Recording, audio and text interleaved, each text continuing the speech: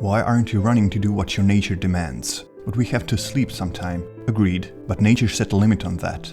As it did on eating and drinking. When you're over the limit, you've had more than enough of that, but not of working.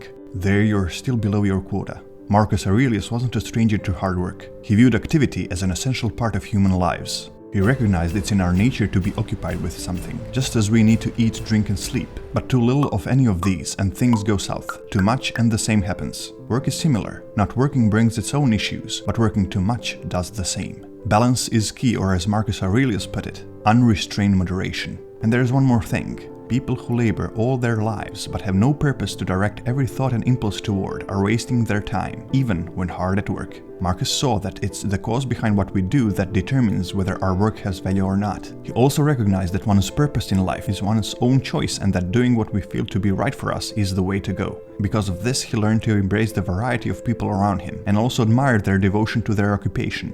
In his writings, he mentioned how people who often became one with their work often forgot to eat or sleep, no matter whether they were engravers or dancers immersed in their art, no matter whether they were misers who hoarded wealth or social climbers with the sole goal of reaching high status. Whatever they did, if they did what they truly wanted to do, they earned his respect. He, on the other hand, sought the help of philosophy to determine what his nature was. He concluded his work is to be based on virtue, so along with being an emperor, his profession also became goodness, which he strived to show in every waking moment, with every action. And having reached such a strong conviction about how to live out his life enabled him to be laser focused on what he was doing. To quote, "Concentrate every minute like a Roman, like a man, on doing what's in front of you with precise and genuine seriousness, tenderly, willingly, with justice, and on freeing yourself from all other distractions. Yes, you can, if you do everything as if it were the last thing you were doing in your life. And stop being aimless, stop letting your emotions override what your mind tells you, stop being hypocritical, self-centered, irritable. Concentration is supported by our dedication to our actions. This willingness to give our all to a task can help us reduce the temptations of distractions, as long as we are aware of our objectives and sensitive enough to detect when we are being pulled in a direction not beneficial for the task at hand. To keep following the path he assigned himself to, Marcus remembered that nothing is permanent and that his time on this earth is limited.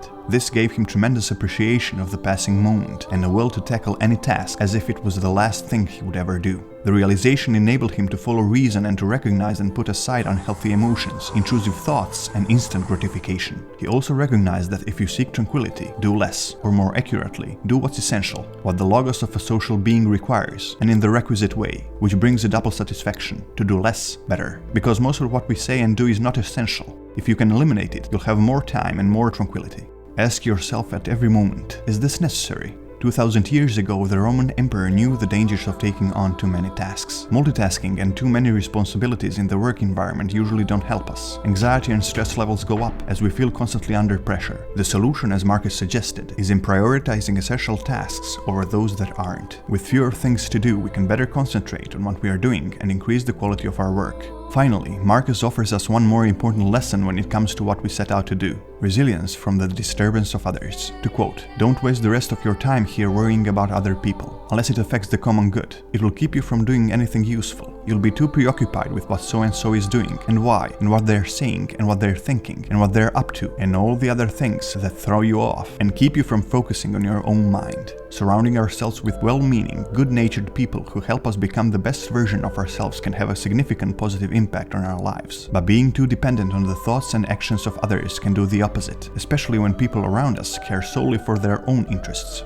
If we start doing what we don't want to, just to appease others, may have a negative impact on our mental and physical health, as we are essentially giving away our wishes and wants, our authenticity and freedom over to someone else. So being true to oneself was of great value to Marcus, especially when he had to deal with people who didn't like what he was doing and tried to sway him the other way. To find out more about how he dealt with difficult people in his life, but still managed to remain true to himself, this is your next video.